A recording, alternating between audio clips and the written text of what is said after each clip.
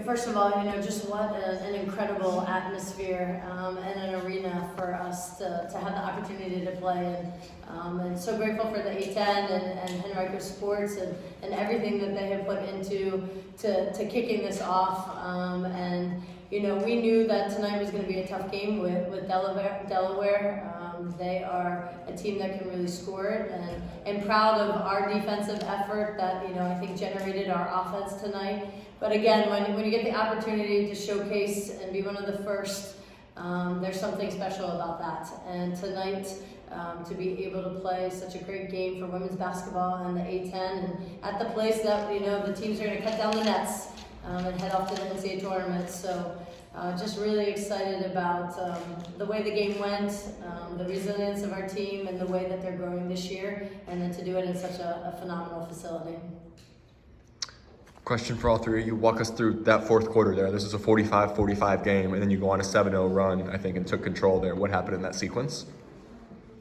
I think Sarah passed Mary the ball. She hit a big shot that we were celebrating, and I was screaming for us to get back on defense. But no, I think we've talked a lot about the growth of this team, and one of the things is making sure that our defense isn't attached to our offense. And sometimes that's a really, really hard thing to do. And I think we talked a lot about, hey, play possession by possession. And you can just see the confidence coming, and they really are playing well and connected together. So they just made, one play after the next, and we kept going with it.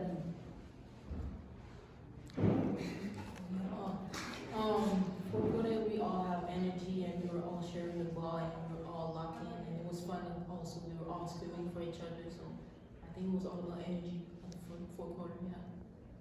I'll say the same thing, like our defense translated to our offense. Our stops generated our offense too, so we got out, we got to run in transition, and we could just find each other. Like moving the ball is something that's fun for us. So like when we move the ball, we emphasize on getting our best shots. So when we get our best shots, it's like the best feeling in the world, and that's how our lead started to come out. This is for Coach and Sarah, and I think that when you practice something and it's implemented in the game is very important. Second quarter, you went off a screen, hit a corner three.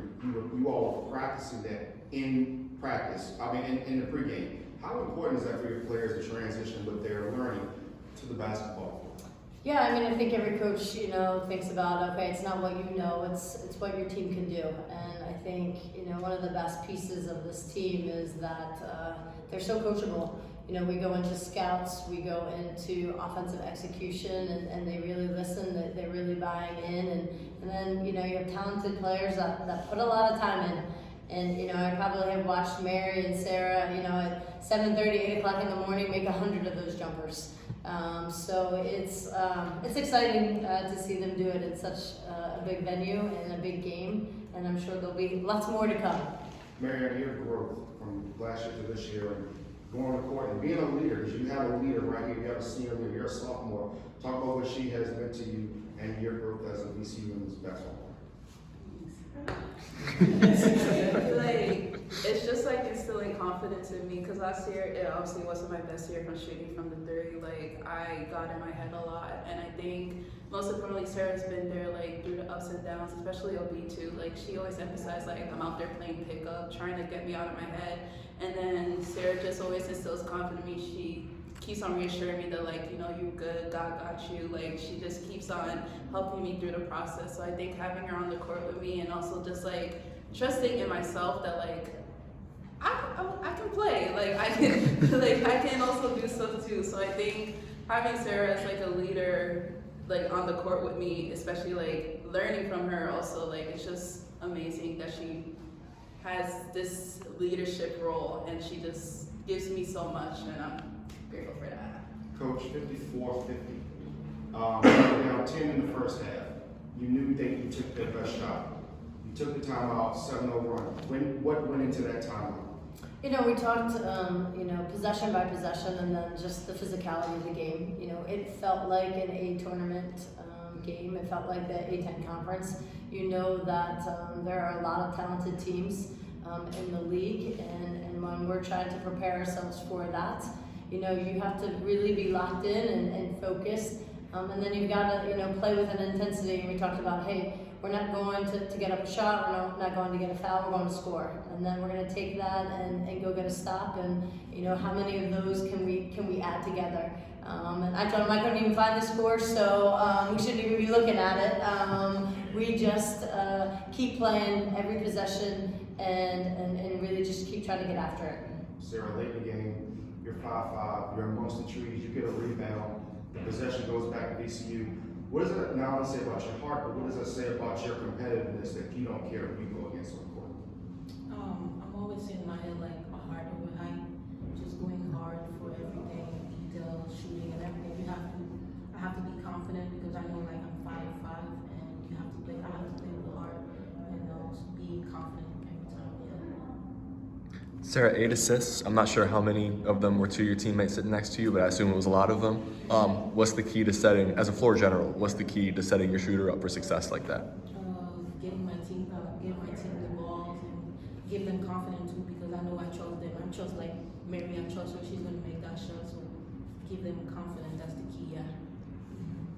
Coach, you talked about Delaware and how they're a good team. People look at their record, 4-4 coming into the game, but if you look who they play some good teams, including the Old Dominion team who they only lost about 4, where you're gonna play this week.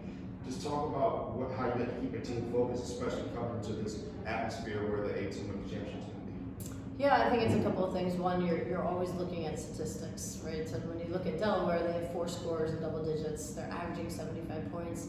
And like you said, they've had really tough schedule.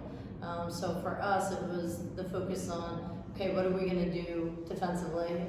And then, they were generating a lot of steals and things like that from their pressure. How were we going to take care of the ball?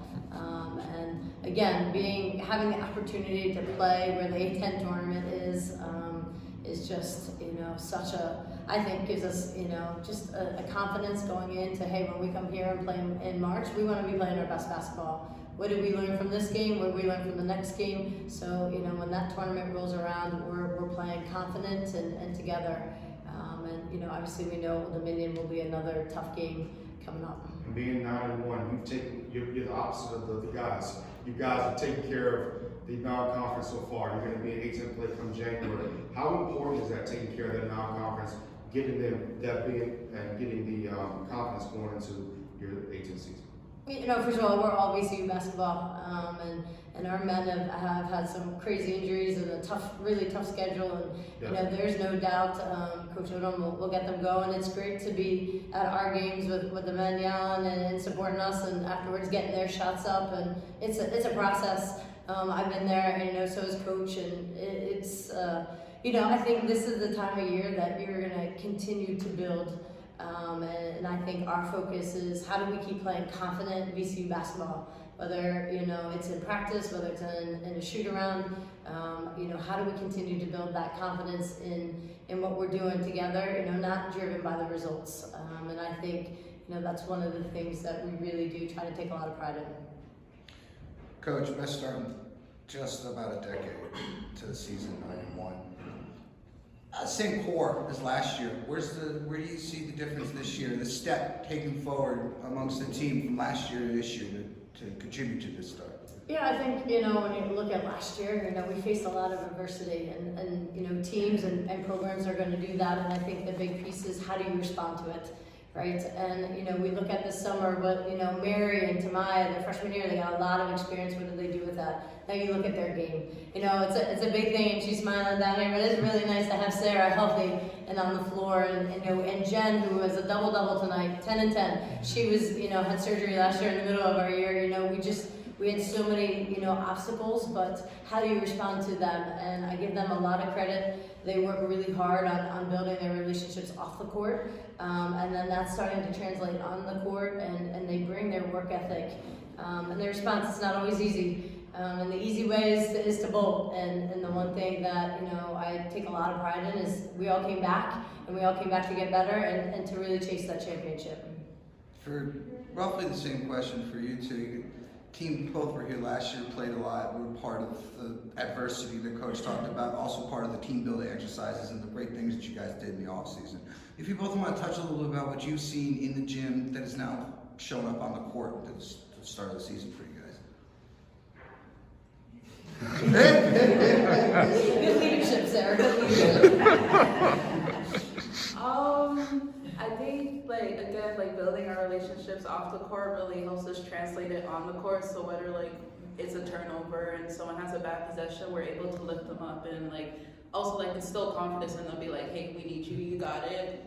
Yes, the shot didn't go, but you're gonna get the next shot. And I think one thing that we're emphasizing in our practice is holding each other accountable. I think that's translating more to like what happens in practices to like what happens in games, because practices aren't easy. Like it's never easy, and like we want to make our practices harder so that when we get into games, it's really nothing, and we know it's like it's us against them. Like we try to make each other better in practice so that then we know like when it's us against the other team, we know we have a pretty decent squad. So I think that's the main things that we try to emphasize on in practice. I think also like we're all locked in, like we all in the gym every day. We working hard in practice and we try to make each other better, like Mary said. And that it's been really fun. And we having fun. We getting to know each other. We are off the go. We always together trying to do activities every time. So we building relationships and we can see that on the court. Yeah. Anything else? Awesome. Thank you all. Thank you guys so much. Thank you guys, thanks for coming. Zach,